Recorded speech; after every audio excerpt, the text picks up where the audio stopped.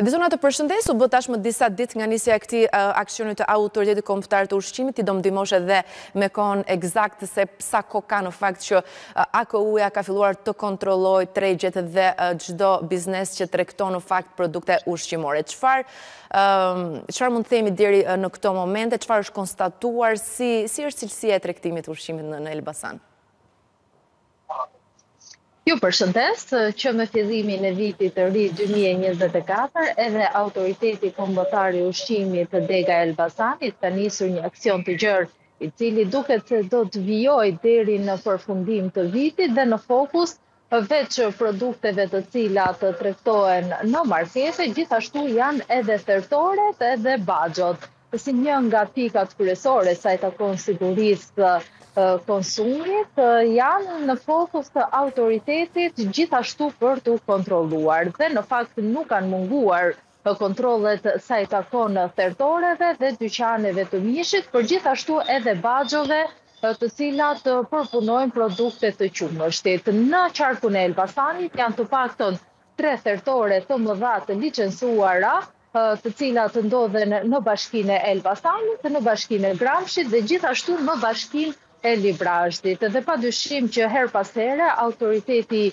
Kombëtar i Ushqimit Dega Elbasanit ushtron edhe kontrolle për të siguruar që këto thertore zbartojnë me përpikmëri ligjin sipas pikave të përcaktuara. Dhe në të vërteta e kanë respektuar ligjin, Edisona?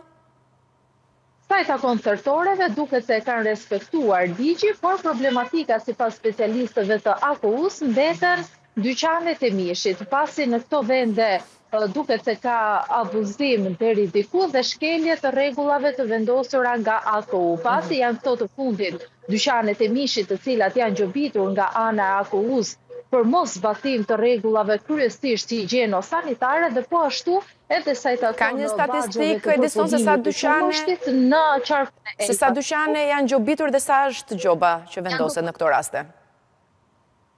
Vetëm gjatë muajve të fundit janë gjobitur të paktën 3 subjekte sa i takon dyqaneve të mishit dhe gjithashtu 3 subjekte sa i takon produkteve që përpunohen nga qumështi. Pasi, sipas specialistëve të AKU-s, nuk janë zbatuar rregullat higjieno-sanitare dhe po ashtu ngarkesa bakteriale që duhet të kenë produktet sa i takon baxhove. Pasi nga analizat e kryera në Institutin ISUF në Tiranë, ka rezultuar me ngarkesa më të larta se sa normat e lejuara dhe për këtë arsye janë gjobitur edhe subjekte të cilat kanë kryer shkeljen. Ka pasur edhe subjekte të cilat janë mbyllur për shkak se nuk kanë zbatuar rregullat. Pikërisht të do të pyesja, ka pasur masa më të forta siç është mbyllja e biznesit, sa biznese janë mbyllur aty?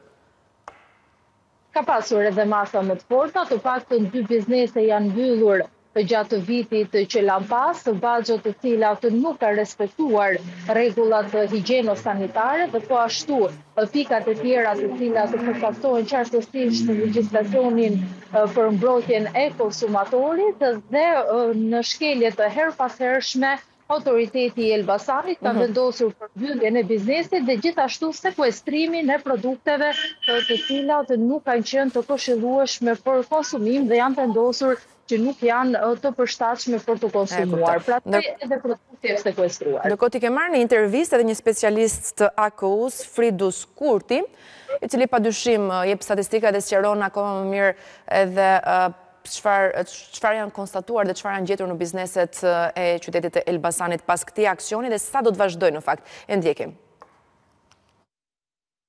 Deri tani nuk kemi pasur problematika. Problematikat ato që ne konstatojmë nuk janë tek thertorët, janë tek dyqanet e mishit, tek individë të veçantë të cilët nuk thërrin në thertore, sepse thertorët që kemi në qarkun e Elbasanit janë në standard, plotësojnë kushtet higjieno-sanitare, ashtu dhe teknologjike, për arsye sepse janë të certifikuara dhe të licencuara. Produkti që del nga thertorët është i sigurt.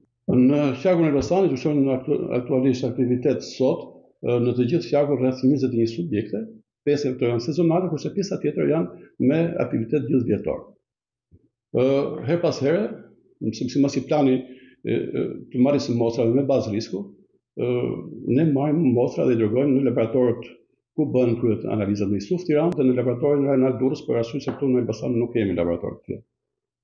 Nga analizat që janë kryer në këto laboratore, nuk kemi pasur raste të falsifikimeve, të shtesave, të yndyrave bimore. Vetëm problematikat që kemi pasur kanë qenë me kushtet e higjienës, me ngarkesë bakteriale në lidhje me kushtet e higjienës. Dhe një thirrje për qytetarët e cilët duhet dhe ata vetë të jenë vigjilentë dhe të denoncojnë në rast se shohin që ka biznese që nuk i respektojnë rregullat. Edisona Skënderi, unë të falenderoj për këtë raportim.